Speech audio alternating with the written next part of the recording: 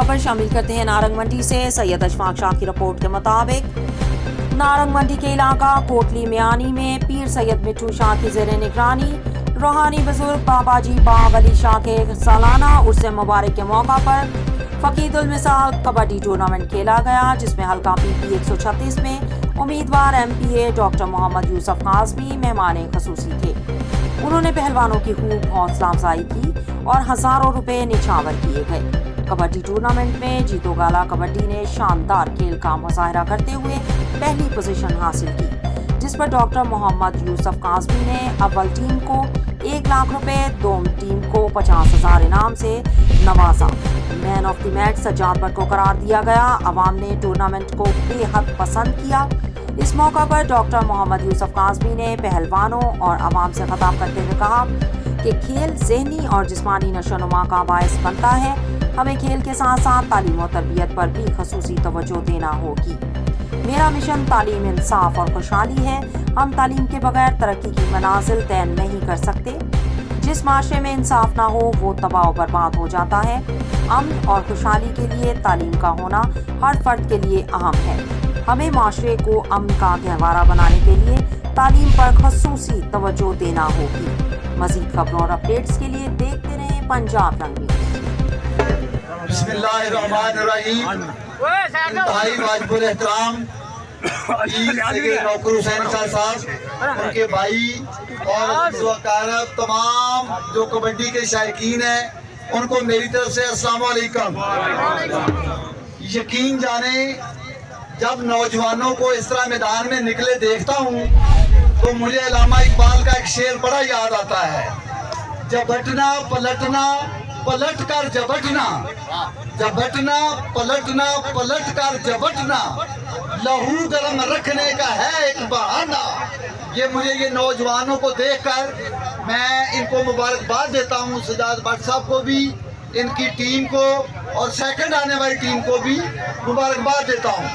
लेकिन एक बात याद रखें, जिन कौमों के ग्राउंड जो हैं वो आबाद होते हैं, जिनके खिलाड़ी, जिनके नौजवान अपनी गेमों में मशहूर रहते हैं, वो कभी जिंदगी में बीमार नहीं होते, उनके अस्पताल खाली रहते हैं।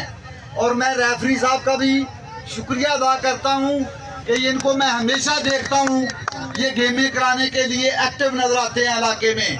डॉक्टर सरदार साहब, अल्लाह पाक इनका साया कायम रखे। और पीर नौकरशाह साहब का भी यह आस्ताना आलिया, यहाँ की रौनकें, यहाँ की बरकतें, यहाँ के फिज़ो बरक़ात जो हैं वो पूरे इलाके में फैलते रहेंगे इंशाल्लाह।